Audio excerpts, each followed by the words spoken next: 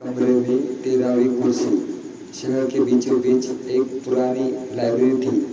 उस तीसरी मंजिल पर एक कमरा था जो पिछले 40 साल से बंद था। लोग कहते थे कि उस कमरे में 12वीं कुर्सी है, लेकिन रात होते ही वहां 13वीं कुर्सी अपने आप दिखाई देती है। जो भी उस कुर्सी पर बैठता है वो अगली सुबह गायब हो जाता है। अगर एक यूट्यूबर करण ने इस रहस्य की जांच करने का फैसला किया। रात के 11 बजे वो कैमरा लेकर लाइब्रेरी पहुंचा। चौकीदार ने उसे चेतावनी दी, अगर 13वीं कुर्सी दिखे तो उस पर मत बैठना। करण हंस पड़ा। उसे लगा यह सिर्फ अफवाह है। वह कमरे में घुस गया। अंदर सचमुच 12वीं कुर्सी थी। उसने कैमरा चालू किया और इंतजार करने लगा। रात के 3:13 बजे कमरे का तापमान अचानक गिर गया। सारी लाइटें झपकने लगी। फिर कमरे के कोने में एक और कुर्सी दिखाई दी। 13वीं कुर्सी। वो पहले वहां नहीं थी। करण का दिल जोर जोर से धड़कने लगा। वह धीरे धीरे उसके पास गया। कुर्सी पर धूल नहीं थी, जैसे कोई अभी अभी उठकर गया हो। लेकिन तभी उसके कैमरे से आवाज आई। वीडियो अपने आप चलने लगा। स्क्रीन पर एक आदमी बैठा दिखाई दिया। वही कुर्सी, वही कमरा, लेकिन वीडियो 20 साल पुराना लग रहा था।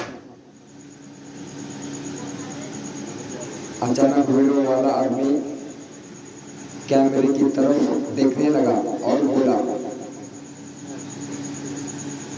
अगर तुम ये देख रहे हो तो मेरे पीछे मत देखना। करण घबरा गया, लेकिन उसने पीछे देख लिया और 13वीं कुर्सी अब खाली नहीं थी।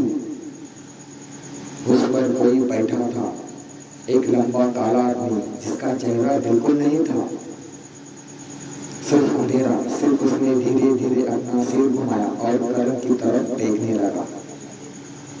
कमरे का दरवाजा अपने आप बंद हो गया, धड़म। और तभी उस आदमी ने पहली बार कहा। करण की सांसें रुक गई। 13वीं कुर्सी पर बैठा काला आदमी धीरे धीरे खड़ा हो गया। उसका कोई चेहरा नहीं था। जहां आंखें होनी चाहिए थी वहां सिर्फ गहरा अंधेरा था।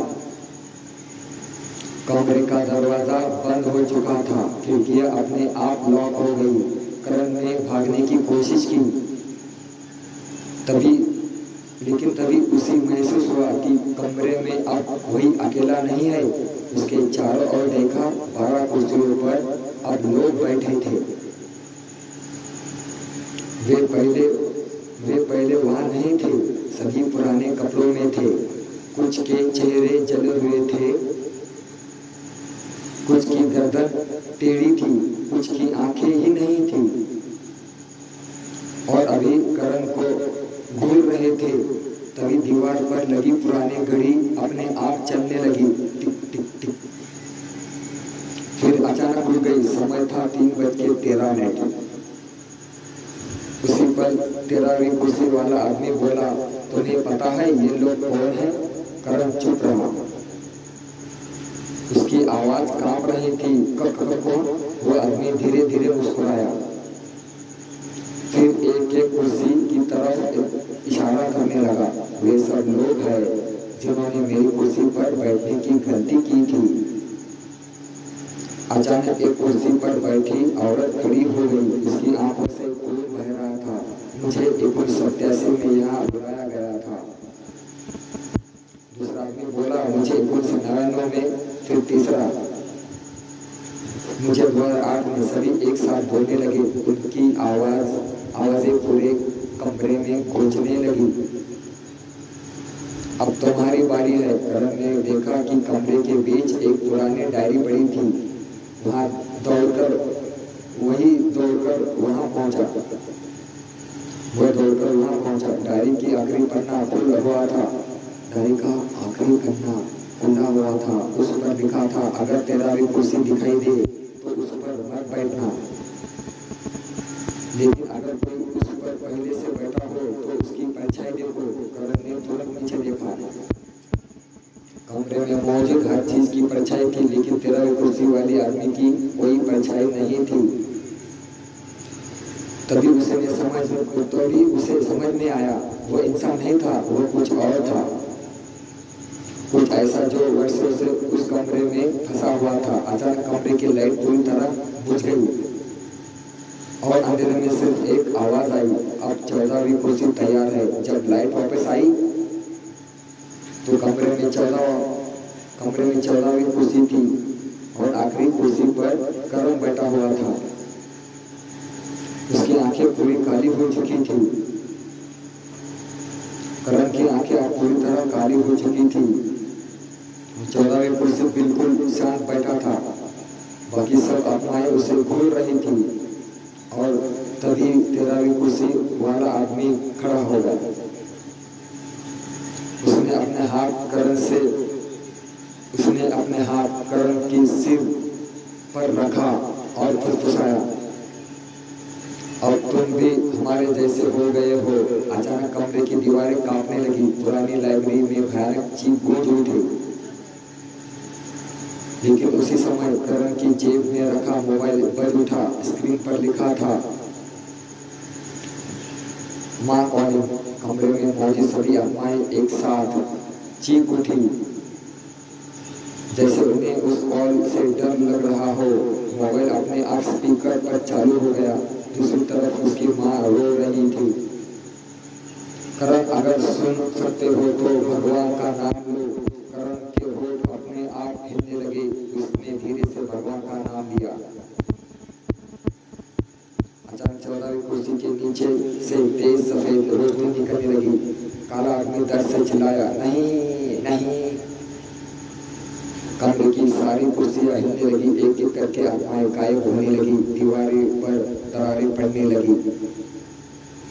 करण को लगा जैसे कोई अद्भुत अदृश्य शक्ति उसे पीछे से खींच रही हो। तभी उसे दिखाई दिया, 13वीं कुर्सी के नीचे एक पुराना ताला लगा था और उस ताले के अंदर किसी इंसान की खोपड़ी फंसी हुई थी। वहां उस श्राप का स्रोत था। यही उस श्राप का स्रोत था। करण ने पूरी ताकत लगाकर ताला तोड़ दिया।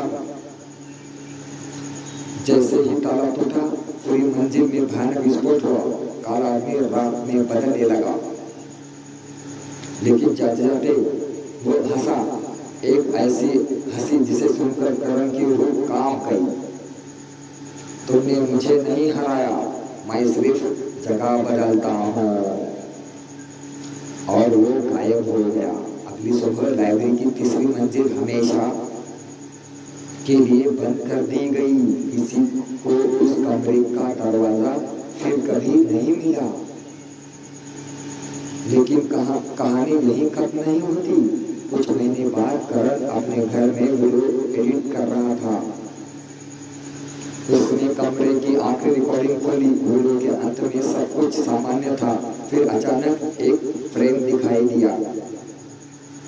सिर्फ एक सेकंड के लिए उस फ्रेम में उसके कमरे के पीछे एक कुर्सी रखी थी, जिसे उसने कभी नहीं खरीदा था। 13वीं कुर्सी, और उस पर कोई बैठा था, एक काली आकृति जिसका कोई चेहरा नहीं था। वीडियो यही खत्म हो गया। उस रात 3:13 करण की नींद खुली। उसने देखा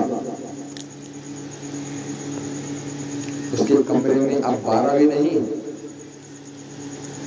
13वीं कुर्सी आई थी,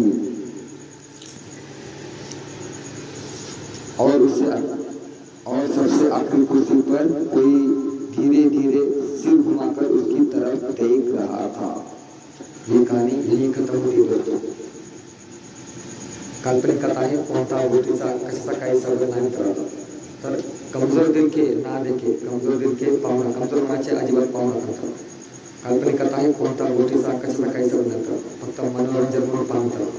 लाईक करा, सबस्क्राईब करा, कमेंट करा, शेअर करा. Bye bye.